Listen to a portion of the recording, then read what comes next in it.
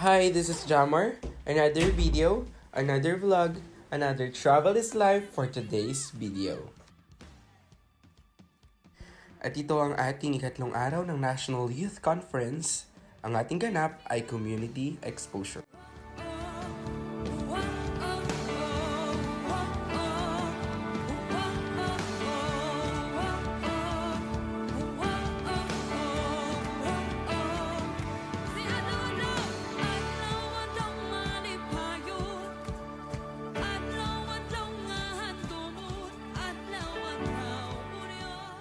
Yay! What's up guys? It's our third day here on 37 National Youth Conference, only here at Kidapawan and still in province of Cotabato. Nagahan pa natin gubising for today because ang ating ganap ay community exposure at ang ating call time pala ay 8 AM pero late na pala tayo nakarating sa ating call time area. Ito nga pala moment na ito guys ay paalis na nga pala kami ng Whatwood UMC Center at papunta na kami sa mga community na pupuntahan namin. Meron nga pala kami tatlong community na pupuntahan ngayon guys. Ang isa ay sa Tulunan, Bagobo at Manobo. Yun nga palang community na pupuntahan guys ay sa may community ng Tulunan. Ito nga palang mga kasama natin na tribes dito guys ay mga Iblan. At ito nga pala ating vlog for today ay nagko-contain ng ating mini vlog for our travel. Siyempre yung ating Iblan tribe from Tulunan. Disclaimer nga pala guys, ang pagkuha ng video na ito ay pinagpaalam po namin sa mga tribo bago po namin sila kuhanin. And of course, yung mga kasama nating kabataan dito sa sakyan guys ay pinagpaalam natin na mga kasama natin sila sa vlog for today. Ito na nga guys ay nakalayo na kami sa Spotswood UMC Center. Ito nga pala yung travel na papunta doon. Medyo naligaw-ligaw nga pala sa part na to guys. Di nga pala namin alam guys kung saan yung pupuntahan namin kaya naman medyo natagalan kami. It took almost 3 hours guys bago kami makarating sa Tulunan. Pero grabe nga naman talaga guys at napakaganda ng view dito. Sabi nga namin na sulit talaga at napakaganda ng banding namin sa sakyan guys kasi all boys ang mga nasakyan. Eto nga palang moment na to guys ay medyo nakikita na namin yung pupuntahan namin kaya sabi namin mukhang nasa katotohanan na nga kami dahil nagtutulak na nga yung mga kasama namin. Mataas-taas nga pala yung lugar dito kaya kinailangan namin magtulak ng sakyan. Disclaimer, sila lang palang nagtulak kasi kami naiwan sa loob kaya naman sabi namin video na lang kami. Kaway naman dyan. Nga palang ating mga kasama na papunta sa Tulunan. Thank you guys sa inyong lakas dahil sa inyo ay nakaangat tayo. Huy! Liban nga pala sa mga natutunan namin sa aming tribo na pinuntahan namin guys ay nag-enjoy talaga kami sa biyahe dahil napaka-jolly nga pala talaga ng mga kasama namin sa sakyan and super nag-enjoy talaga kami dahil sa mga kwentuhan na nabuo kahit minsan inaantok na. Dahil nga pala guys ay late din kami nagising kagabi. Huy! Late pala kami natulog kagabi at ang agaga namin gumising today. Ito nga palang moment na ito guys ay kinailangan namin bumaba dahil mukhang may nasira sa sasakyan. Nagawa din naman agad yan kaya sumakay na ulit kami sa sakyan at sabi hindi na daw kayo magtutulak sa moment na to kaya naman nakaakyat ng sakyan na mag-isa lang niya. Strong independent human yan. Huy! Ano ba? Pala guys ay dalawang sakyan kayo punta ng Tulunan, yung isa nga pala inuna na sa taas kaya naman nandito kami sa baba. So video ko lang sila ng very light. And of course shoutout na din pa natin guys yung mga kasama nating pastor and of course sa ating National Executive Committee na kasama natin today si Kuya Earl and si Kuya Eman at yung pastor na di ko na alam kung anong pangalan niya. Maraming salamat guys. Sa isa nga pala sakyan ay all girls sila at dito nga pala sakyan namin ay all boys. At eto na nga pala guys ay nandito na nga pala kami sa katotohanan dahil bundok-bundok na nga ang daanan at medyo may rough road na. Moment nga pala guys ay nagbibiroan yung mga kasama namin sakyan kaya tawa lang kami ng tawa. Nga pala si Kuya Godwin, shoutout natin. Si Kuya Jam, si Kuya John Paul. Yung iba hindi ko na kaya i-shoutout dahil di ko na nga pala alam yung pangalan nila. Ito nga pala guys at medyo nararamdaman namin na malapit na kami. Napakaganda nga pala dito guys dahil yung mga tanim nila ay mais. Medyo liblib nga pala yung lugar na pinuntahan namin guys pero ganun pa man napakaganda talaga. Feeling ko napaka-fresh air dito. Kaya palang dinaan namin guys hindi pala to fresh air kasi meron libreng polvo guys. Yung maalikabok guys. Pero may impress ka na lang talaga dahil napakagaling nga naman pala talaga mga taga dito guys. Kasi kahit pala bundok ay natatanan nila ng mais. Kasi Kuya Emma nag-video lang ako pero gusto niya ata maging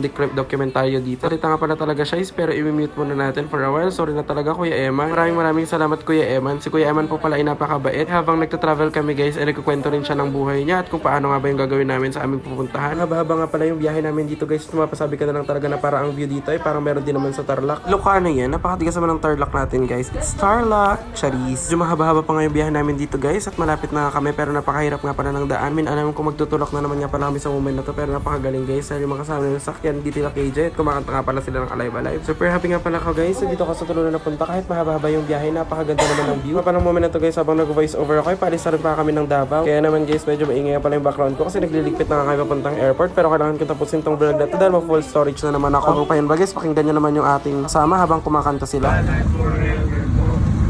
Jesus is alive forevermore. Hallelujah, sing hallelujah. My Jesus is alive forevermore. Sing hallelujah, sing hallelujah. My Jesus is alive. Ulit.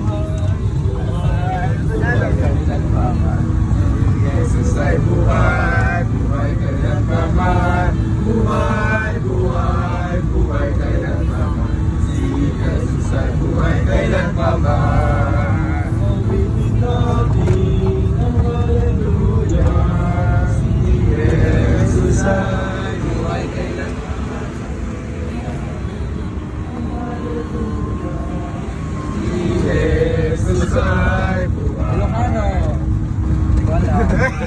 Ayun na nga guys, at ang rason kung bakit nga pala sila kumakanta dahil mahirap yung daan at mukhang titirik yung sakyan namin, pero joke lang yun. Napakagaling nga pala talaga yung driver namin guys, dahil nga kahit napakahirap ng daan ay naiakyat nga kami, sobrang dami namin sakyan. And hindi ko talaga makalimutan ng banding to guys, dahil napakasaya namin naman nagbibiyahe kami. Merong tulog, merong nagkukwento at meron yung tawa ng tawa sa sakyan. Isip nga pala namin sa moment na to guys kung paano kami uuwi dahil napakataas nga pala ng mga daanan dito. At kahit hanggang ngayon hindi pa rin kami sigurado kung nasa tamang daan ba kami.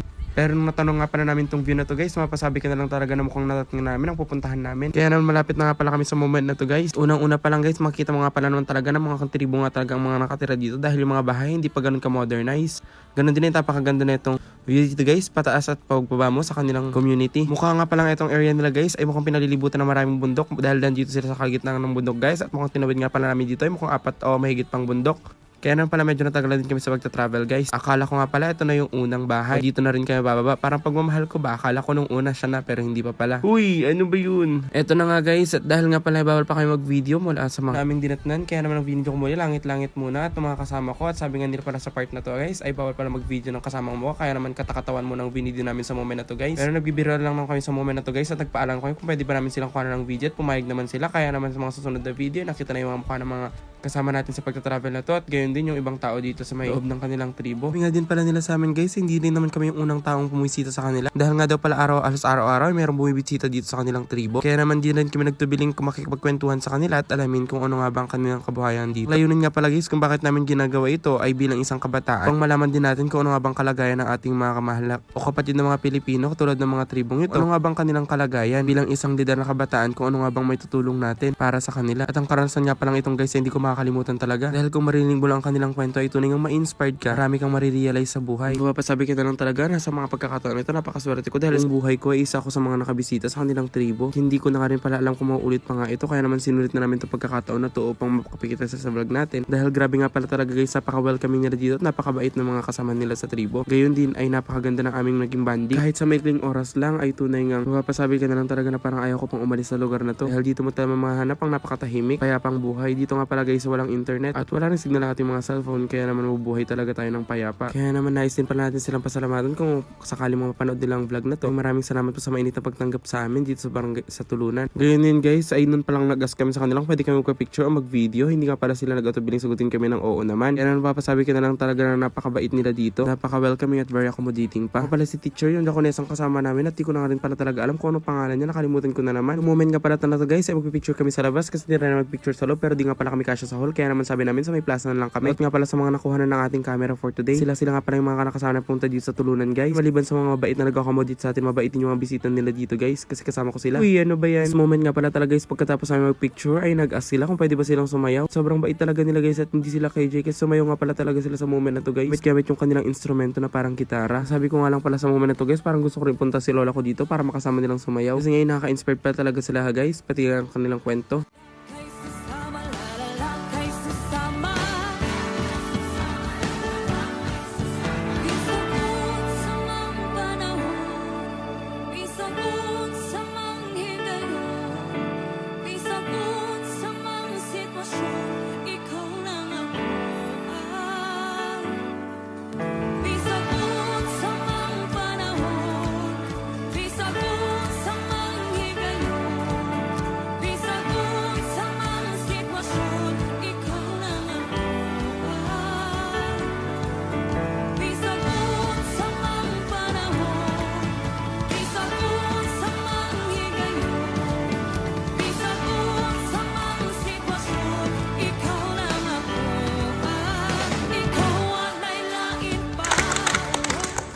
There you go guys, at natapos na nga palang aming community exposure, and at this moment ay pauwi na nga pala kami, pabalik na nga pala kami sa aming quarters. Hindi ko na pala gaano na video yung aming pag-alis kasi nga pala super babay kami sa kanila at in-enjoy na lang din namin yung moment na kami ay muling magpapaalam sa bawat isa. Nga paling pa aming pagbalik sa moment na to guys ay hindi na nag-consume ng 2 hours. Almost 2 hours na lang aming pagbalik dahil alam namin yung daan at mga nga pala yung dinaanan namin, kaya naman nakauwi din kami. Hindi na bumababa sa sakyan guys. Kapala ang ating vlog na ito guys ay malapit na matapos at maraming salamat guys sa inyong pagsama at panonood hanggang dulo. At nandito na nga kami sa Kidapawan Quezon City. At this moment ay papasok na nga pala kami sa Spotswood Center. Muli nating pagpapatuloy ang ating kwento mula sa ating 37 National Youth Conference. Maraming salamat guys sa inyong panonood. Abangan nyo pa yung ibang nating vlog nating i-upload for the following day na ilang kaganapan mula sa ating National Youth Conference. Maraming salamat guys and I love you. Dito na nga pala ako sa bahay sa moment na to guys at nami-miss ko na nga yung mga kaganapan dyan sa Spotswood Center. But a quick update guys, 2 PM na nga pala nakarating kami dito. Kaya na pala nagpahinga lang kami ng very light at kumain na din kami tapos nagpatuloy na rin sa kaganapan. Pero bye bye for now and see you on my next vlog. Paalam muna pero babalikan kita. Aww.